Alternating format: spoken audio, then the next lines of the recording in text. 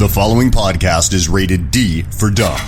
You're listening to Dumbing It Down with Dave, the fastest podcast on earth. Listen to Dave commute to and from work on the New York State Thruway in his 2008 Kia Rio LX. He talks about pragmatism, truth, happiness, and the search for it all. Join Dave as he asks and tells you how life ought to be. And now, here's Dave. Well, hello everybody. Welcome to Dumbing It Down with Dave, episode 201, take two, and I'll explain to you why. Yep, take two, Dumbing It Down with Dave, Dumbing Down Podcasting. I'm just sitting here in my living room, folks. It is February 24th. Thank you for tuning in. It is February 24th. It is now 1:31 in the morning. I started doing a podcast about 45 minutes ago because it's a whole story. But anyway, I'm a little bit late with episode 201, about a whole day, maybe 2 days late. I sat here and I recorded a pretty decent podcast. I was happy with it. And then I went to go listen to it and then publish it.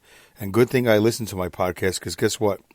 All you heard was the intro, the Alex Exum voice, which, by the way, thanks to Alex Exum for the top of the show, doing the intro, ALEXEXUM. And then you heard some applause. You heard all the stuff that's built into the phone, but you didn't hear my voice. It didn't record. I had a little problem with the microphone, so there's something wrong with the jack. Something's up with the phone, so I got to be really careful now when I talk to people using the headset and doing a podcast. So here it is, take two. I recorded. I spoke for a whole half hour, and nothing got recorded.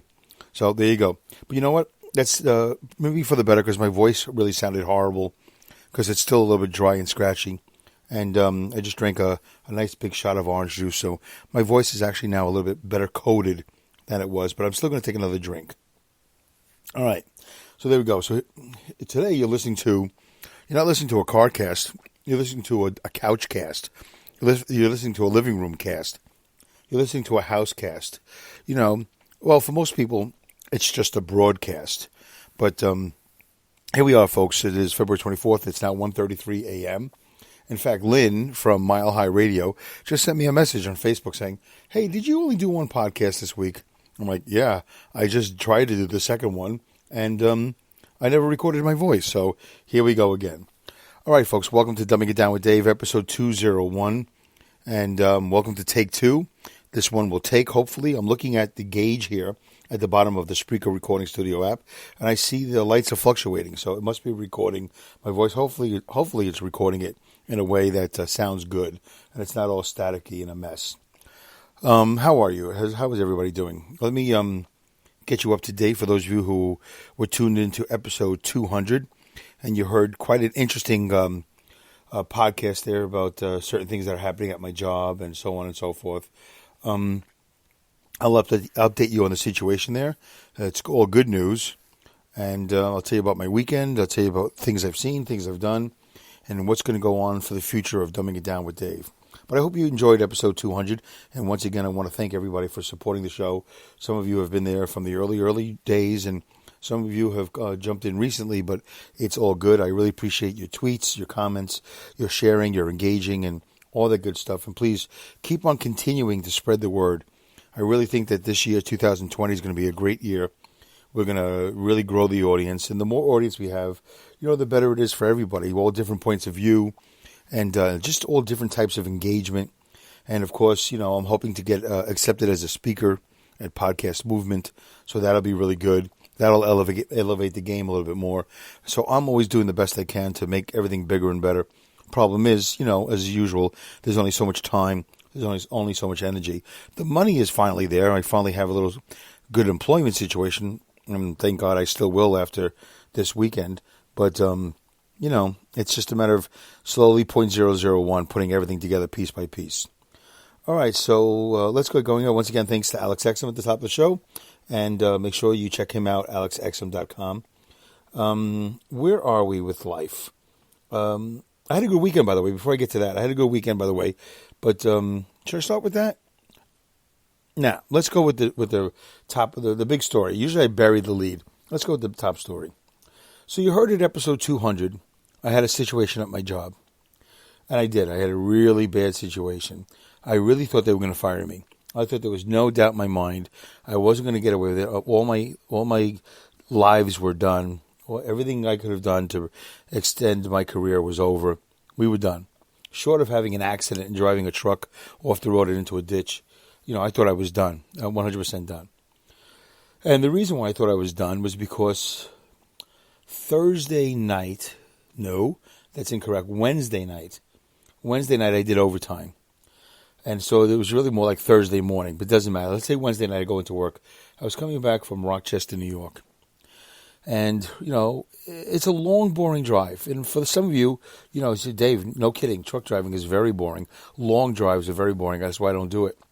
I used to love long drives. I still do, if I have a choice. I like long drives. But the problem, as I've spoken about many, many times, over and over again, and forever and ever, is that the industry has changed. So I can't go down the road and be talking to a friend. I can't have the earphones on my head. I can't have these Apple earbuds or whatever in my ear. I think I could barely plug in the phone to an aux cord, the aux cord into the radio and use the speakers. I think if I hit a bump and activate the camera, and they see and hear me talking out loud, they're going to think I'm talking to a person. But the thing is, you can never prove it. If you don't see the phone, and even if you don't see the phone, you can't prove who I'm talking to and what I'm doing. You don't know if I'm reading a script and I'm memorizing a play or something like that. So I don't know if anybody actually gets in trouble for talking into space. But I am concerned about that. I think they're not happy about people talking into space. They just assume you're talking to somebody on the phone. But if they don't see anything in your ear and you don't have anything in your hand, there's nothing they can do about it. So this company's good about that in that respect. In other words, they know the limitations. Do I see something? No. Well, then we can't charge them. We can't do anything about it. And they say that they don't want to fire you, but they look for ways to fire you. They say that these drive cams are not used to be meant to be used for what's the word I keep on throwing out, the letter D, for disciplinary measures. They say they don't, but they do. So it's a little hypocritical. Anyway, I'm coming back from Rochester, bored out of my mind, and what I do with my phone, there's a little cubby hole right above the air conditioning knobs on the dashboard of the truck. And, you can stick your hand in there, you can put your wallet in there, you put a phone, and it goes into this cubby hole. Kind of like a mailbox, but, you don't feed the mailbox from the top, you feed it from the side. Okay. Well, I'm going down the road, and also let me tell you that there's a notorious bump, I think at the 308 or the 307 mile marker. It's a notorious bump. Every time you go over it, it's a pretty good bump. It's really like the only bump between Rochester and Albany. So it's like 200 miles, over 200 miles, and you have nothing to worry about except for that one bump. And that bump is located at about the 307, 308 mile marker when you're headed east. But I apparently hit a bump at like the 319, like 10 miles before, or whatever it was, several miles before the bump that I was anticipating. And right before, and it always happens, right before the bump happened, my phone lit up. And the phone is sitting in the cubby hole, and the cubby hole is all dark. The whole truck is dark. I like to set my truck for dark. I don't like to have any lights illuminated. So I'm going down the road, and the phone lights up. So I usually keep my phone plugged in, charged. I know you're not supposed to, but I keep it plugged in. And it's on a leash, basically. I got one power cord, going into the cigarette lighter charger, and the other one going into the back of the phone. So I'm going down the road, and wouldn't you know it, I see a light in the cubby. So I grab the leash, which is the power cord, and I pull the phone out. And luckily, I pulled it out just enough that I could see it, but not too much where there's a reflection in the front window, and the camera picks it up, and then next thing you know, I'm being coached, and it's being used as a disciplinary measure. So I got really, really lucky. But I didn't know about that. I didn't know I got lucky. So Wednesday night into Thursday morning, Thursday night into Friday morning, I was really dreading it. I couldn't sleep. I was really, my stomach got all upset, which I've never done in like 50 some odd years. My stomach got upset on the way to Albany, coming back from Rochester. It was a really negative experience. I didn't go to the gym. I couldn't work out. I couldn't do anything. I just was really stressed out about losing my job. And because it was very upsetting because I have a plan and now I can't even execute the plan. And I got to call my wife. I have to explain it to her that I'm going to lose my job. And I said to you guys, hey, I think they're going to fire me and all that other good stuff. Well, anyway, so what happened was something interesting that came out of this all. Friday morning, I thought all Friday night, I'm thinking about this and thinking about all Thursday night. So a day after this all happened, I'm in the truck. I'm going down to Long Island. And I'm thinking about life. I'm thinking about how things are going to be when I lose this job and they fire me and all that crap. And I don't want to feel bad when they do it. I want to stand strong and all that good stuff. So I thought about it all night long, Thursday night into Friday morning. And I decided something kind of interesting. I said to myself, you know what? Let's get ahead of this. Let's own it, and then let's get ahead of it. So what I did was, when I got back Friday morning, my boss was in his office, who's leaving, by the way, February 28th. He said he wasn't going to leave, but he's leaving February 28th, which is fine. You're allowed to leave. And here's what I did. I did everything I needed to do. Fuel the truck and all this other stuff. I had already called my wife earlier that morning, and I told her, or I texted her, what I was going to do. She supported me, which was great. I got back to the yard. I fueled the truck. I parked it. I did everything I had to do. And I grabbed a piece of paper inside of Dispatch, and I started to write on it. And what I started to write was my 2 weeks' notice. My 2 weeks' notice. I gave 2 weeks' notice. I didn't really know that I was going to go through with it, but I did.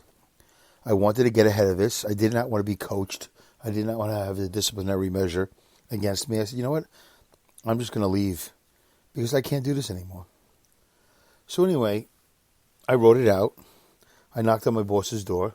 He said, come on in. What's up? I said, I got to talk to you about something. He said, all right, have a seat. So I take the piece of paper. It was all folded up, nice in half. I said, here, this is for you. And he said, what's this? And I sat down. He opened it up, and I saw his jaw drop. And he looks at me and goes, what in the world is this? I go, it's my 2 weeks' notice, Paul. I said, I'm out of here. I can't take this no more. He says, what do you mean? I go, all this with the camera, no cell phone usage, all this craziness. I can't work like this no more. I can't be a prisoner of the red-green light. I just can't do this anymore. And he started to ask me questions. We started to talk about it. And before you know it, he invites the lady from HR. We only have one lady. He invites the lady from HR into the meeting.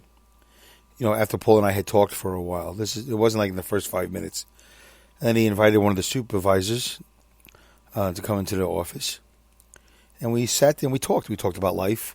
We talked about truck driving. We talked about the company. Talked about cell phone usage. We talked about keeping your sanity and talked about long drives in the dark. We talked about a lot of things. It was a really great conversation. And it's a shame because it's a conversation that we don't have at all. Like this company used to have committee meetings, driver committee meetings. Drivers would be on the committees of these different things. A lot of companies have that. Well, we got rid of that a long time ago. The company took over everything at some point and said, yeah, we don't really value your input at all. So we had this nice, great conversation. I enjoyed it. And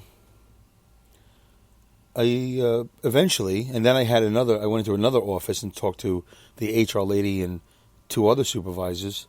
And it turns out that I rescinded my 2 weeks' notice.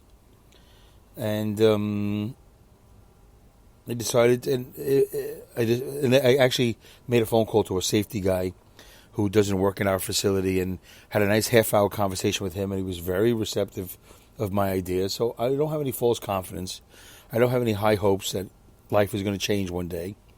But I enjoyed speaking my mind, and my boss was very appreciative of it. The HR lady was appreciative of it. The safety guy in Boston, or wherever he was appreciative of it because instead of just going, oh, this company sucks and, oh, this is so stupid, nobody cares, I actually brought it to their attention. And what I brought to their attention is what I do here on the show. Is I brought the human aspect of life, the human aspect of the rules. You have these rules, but as far as humans go, your rules are a little bit too much. We need to be talking. We need to be, for those of us who drive at night, Anyway, everybody was very receptive to all my ideas, and I'm going to try to push it up the chain of command. I'm going to try to push this up all the way to the ups over there in Dallas. The bosses at the headquarters. Even though we're in the midst of being bought and all this other good stuff, I intend on taking this as far as I can, because I believe that the rules that they have in place are too strict. It's an overreach, and it's a bit much. And I feel good about that. And I'll tell you, a takeaway I have of this experience was that I was really okay with the 2 weeks notice. I wasn't bummed out. I wasn't really stressed out. I was like, yeah, this is going to be hard. But guess what? I'll be free. And how much is my freedom worth? So that was really my takeaway from the whole thing, that, oh my God, I really had the guts. I really wrote my 2 weeks notice. I really threw it on the desk. And all my boss had to do was say, all right, Dave, well, listen, I wish you luck. He could have shaken my hand, and I would have walked out the door going, wow, not even remotely concerned that I'm leaving. So they probably think I'm going to bail or something like that, and I might have bailed anyway. But he didn't feel that way. He was like, his jaw dropped, and he said, what is this? And I explained to him, and we talked about it. It was great. And yeah, I was ready to leave. I was totally fine with it. I was like, yeah, I'm leaving. I don't know how I'm going to make a living, but or if I'm not going to make a living, I don't know how we're going to pay for things around the house and pay down this humongous bill that we're building up with all the renovations that we're doing. But it was a great feeling. It was like a little bit of a lesson. Like, I can do this. I am doing it. I just did it. I just quit. Gave my 2 weeks notice. But thank God, Paul talked me off the ledge. And it turns out that the incident that I thought I had, and I don't know if I was starting to explain to you the situation, or was that in my vague memory of the first take of this episode. But the camera did not pick me up touching the phone. I thought it did, but it did not. The phone was deep in the cubbyhole. I pulled it out just far enough to see it, but not far enough for me to see it, but not for the camera to see it. And so I did see the video of it, because if the camera turns red on an event and it doesn't match any of the criteria that the company sets out, they don't send it to a file that my boss would see it. They send it to a different file. It's in a file that something happened, but nothing horrible, and nothing that's in the criteria of violations. So anyway, I got away with it. They did not see the camera. What happened was the phone was the phone was in the cubbyhole. It was dark, and then it lit up. So when it lights up, that means I got a message or something's going on. There's a tweet, some sort of notification. Put the light on my phone. The phone is attached to the power cord, which is attached to the cigarette lighter charger. The 12 volt, and I have the phone plugged into a charger.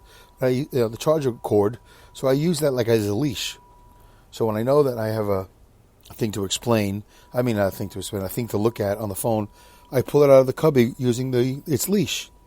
And then usually I can pull it out just far enough where I can read the screen. It'll tell me so-and-so sent a tweet, or so-and-so texted me, or whatever it is. And I just got lucky because I did not pull it out too far, and I didn't touch it. But I had no idea. I thought they might have seen it, and I thought for sure I was going to get fired. And I got to tell you, it really ruined my head. It ruined my life for like 2 days. And it really was not worth it. It was horrible. And I really don't want to go through that again. So the takeaway from all of this for me, folks, is that I have a renewed sense of life, a renewed sense of value and all this other stuff that, hey, you know what? I'm going to stay at this job. I'm going to stay at this job for the next 2, 4, 6 years. I'm going to make as much money as I can. I'm going to stay away from trouble. And all my previous violations will fall off the map. And that'll give me a lot more freedom. And it'll be a lot more enjoyable driving towards the end, hopefully.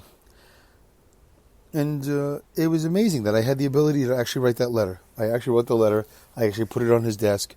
I watched him look at it and read it. And I was prepared to leave. It's nice to know that I could be independent of this industry.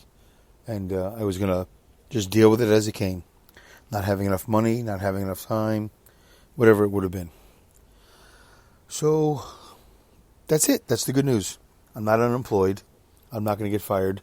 I saw the video because it goes, if you don't actually have a violation and the camera goes red, they put it in a special file. That's like something happened file, but not bad enough where we want to show it to people. I mean, we use it as a coaching experience. Okay, so that's 20 minutes of that, and I will keep you guys abreast of the situation as it goes. I think in May, May of this year, a couple of months, one of my violations falls off. And then in September, another violation falls off. And then next January, the last violation falls off. I'll have 3 violations fall off the schedule there, and I'll be back to square one. And in the meantime, I'm doing the best I can to maintain my sanity, but not get caught using the phone. I don't want that. I really have bills to pay. I have a renovation to pay. I have a trailer/studio that I'm looking to buy and develop so I could do more Dave's Fit Life and do more Dumbing It Down with Dave. Okay. Well, the throat is getting dry again, but I'm not stopping this thing to go get some beverage. Let's struggle on through for the last 8 minutes. So after I found out I wasn't going to get fired and I wasn't going to quit, it was great to have... I just took this last Friday off. Oh, did I tell you about take 2? Yeah, this is the second take. The first take... The headset wasn't plugged in properly, but I'm looking at the gauge and it's responding to my every word. So I guess we're plugged in properly now, but I had just recorded an entire 30-minute episode with no vocals at all. Nothing. So I felt good, and we went out Friday. My wife and I, we went to a concert. We saw a band called Y&T, also known as Yesterday and Today. And that was a great show at the Chance in Poughkeepsie. It was a nice rock club called the Chance. And we also saw Zebra from Long Island, Zebra, and they were fantastic too. Oh, so let me tell you quickly one of the problems I have when I go out.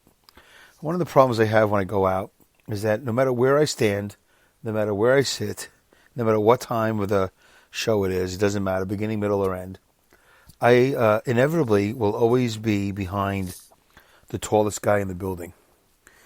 It's the funniest thing. My wife has experienced it way too much, and there's just no way to avoid it. Every time I go out, I end up standing behind the tallest guy in the room. And it usually blocks my field of vision, and I can't see anything, and it's a bummer. Well, this particular night was no different. My wife and I got into the club. We saw, Y&T, I told you, we saw yesterday. Originally, they were called Yesterday and Today. We saw Zebra. We're at the bar. We're at the edge of the bar, and we're not in anybody's way. And wouldn't you know it, I don't know how many minutes later, here comes the tallest guy in the world. I swear to God, he was so damn tall. And he was standing in the wrong place. And he was blocking my field of vision. And I just couldn't believe it. I couldn't believe it. But I also couldn't believe that my wife and I got tickets to a concert. And this is the third concert in a row that I've been to, like hard rock, heavy metal. And I never stand in front of the stage anymore. Because the first 2 times that I went to a concert with a buddy of mine, he bought the tickets, but he bought like bleacher seats. Like these really comfortable, out-of-the-way bleacher seats. I never used to do that as a kid. As a kid, I'd always be front and center, right in front of the stage. So this particular night was no different. My wife and I got general admission seats, but we stood at the bar. And next time I go to one of these shows, I'm going front and center. I'm probably going to go alone, and I'll go front and center. And I always talk about going solo. So here's another good reason to go solo. So you can stand anywhere you want in the club and not worry about it. And one of the things that always seems to happen is that I end up standing behind a guy scraper. Yeah, you heard me, not a skyscraper, a guy scraper. Somebody that has these, somebody that's so darn tall, they're as tall as a guy scraper. And it's tough when that happens. There's nothing I can do about it. Anyway, so I've coined the phrase guy scraper, and that's the way it was. It was tough to see a lot of the concert. You heard it all, but it was tough to see it. So next time I'm going to get there a little bit earlier, and I'll be front and center. Anyway, I'm getting really tired. We're 24 and a half minutes into the show. Let me come up with some other things. So the concert was very good. I enjoyed the concert. And I don't know where the tour is taking them, but if you get a chance to see Y&T or Zebra, or both at the same time, I'd go. All right, folks. And don't forget, so I told you about the job. I told you about the concert. And don't forget to tweet me, folks, at Dumb with Dave. Don't forget to engage with me. I want to thank everybody, by the way, for tuning in to episode 200. I really greatly appreciate it. I thought it was a good episode myself.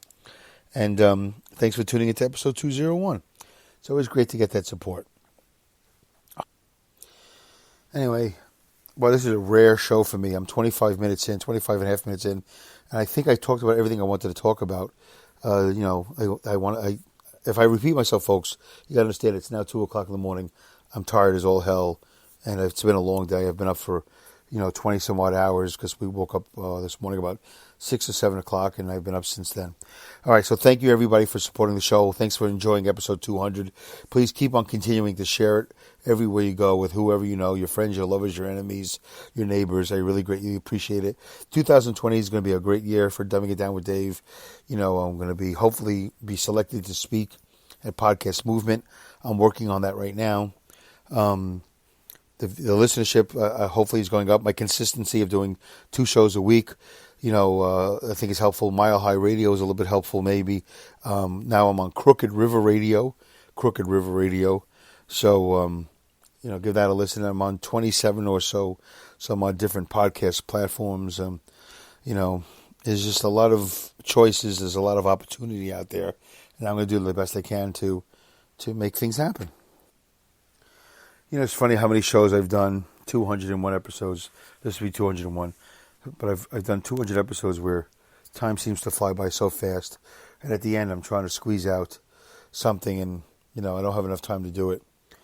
And I know there was something I wanted to talk to you about, and of course I can't remember. And this is the danger of doing an episode exhausted late at night and not being of sound mind. Oh, did you see the fight? Did you see the Tyson Fury fight with Deontay Wilder? That was quite some fight. And congratulations to the Gypsy King, or whatever he wants to call himself. He's a colorful character, and it was a great fight. If you get a chance to see the repeat, I would watch it. Anyway, folks, you can't tell from where you are, but I keep on talking, and then I keep on hitting the pause button. Then I come back and talk because I'm just so out of energy, and I'm so out of stuff to tell you. I can't remember. Don't forget to engage with me. Tweet me at DumbWithDave. Email me at dumbingitdownwithdave@yahoo.com. And don't forget to leave your comments in the Spreaker box. I really greatly appreciate it. What else can I tell you? How's Dave's life doing? Dave's Fit Life, how's that doing? I've definitely lost like 7 pounds, and I expect to lose a lot more.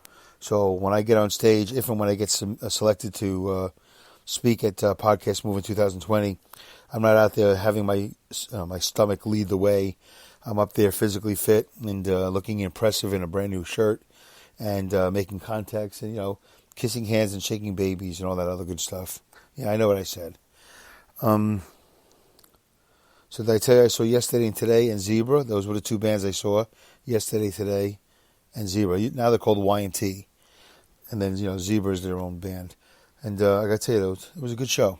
I just wish I didn't have those guy scrapers to stand behind. All right, basically got a minute to go. I'm sitting here and I keep on hitting the pause button, and then I kind of doze off, and then I wake up and go, oh my God, I can't fall asleep with this. Lynn from Mile High Radio is expecting me to send her, not send her, but there should be a link for the second show. Anyway, thanks, Lynn at Mile High Radio. Thank you to Pat at another Pat Morrow. I have 3 Pats in my life at Crooked River Radio. That's fantastic to be on yet another internet radio station. All right, so what are we looking forward to for the next 99 episodes or 98 episodes to episode 300 or 40-some episodes to episode 250? I said, listen, more of the same. Try to get a little bit more polished. Try to get a little bit more clear. Just try to make everything 0.001 better every episode moving forward. That would really be great. And I'm optimistic about the future, and it's great to be continuously employed. Anyway, I got about a couple seconds left here, folks. Thanks again. Sorry for the repetition, but I'm exhausted.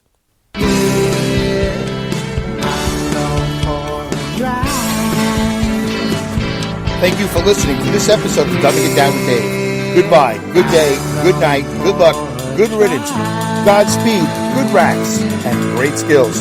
Take care.